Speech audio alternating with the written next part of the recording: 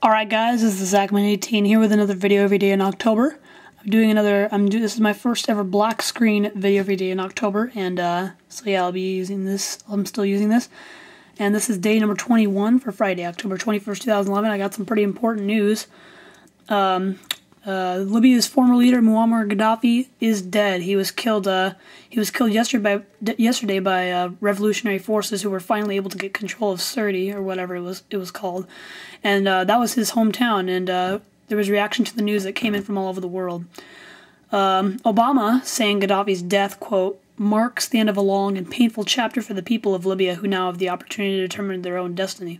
Anyways, so many of those people were out on the streets celebrating yesterday, and cars were honking their horns, and some people fired shots into the air. I mean, it was just crazy. I mean, they weren't just celebrating the news about Gaddafi, they were also cheering about what's probably the end of Libya's civil war.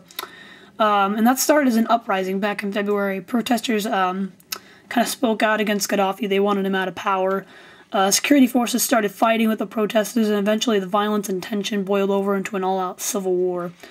The rebels were supported by military forces from other countries, including the United States, and now that the war is ending, Libya still has a long road ahead. Clearly this day marks a historic transition for Libya, and in the coming days we will witness scenes of celebration as well as grief for those who lost so much. Yet let us recognize immediately this is only the end of the beginning. That was said by the UN Secretary General Ban Ki-moon. Hopefully I pronounced that right.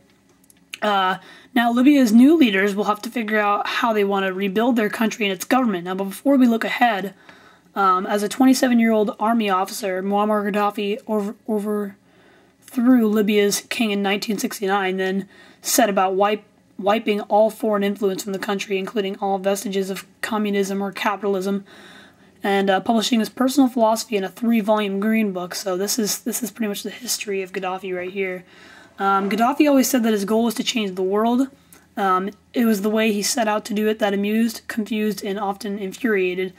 But while he sometimes appeared a clown on the world stage, his actions were pretty deadly. In the mid-80s, he funneled money and weapons to support the Palestine Liberation Organization's fight against Israel, the Irish Republican Army's efforts to defeat British rule in Northern Ireland, and he viciously targeted Americans. In 1986, Libyan agents were accused of bombing a Berlin nightclub, killing 2 Americans, and a U.S. President Ronald Reagan responded by bombing Tripoli, targeting Gaddafi's house. The raid killed more than 100 people, including Gaddafi's own daughter. 2 years later, Pan Am Flight 103 blew up over the tiny village of Lockerbie, Scotland, raining debris and taking 270 lives. Investigators traced the attack to Libya, and when Libya refused to turn over the suspects, the UN imposed tough sanctions, leaving the country isolated and increasingly destitute. After 11 years as an international outcast, Gaddafi cut a deal.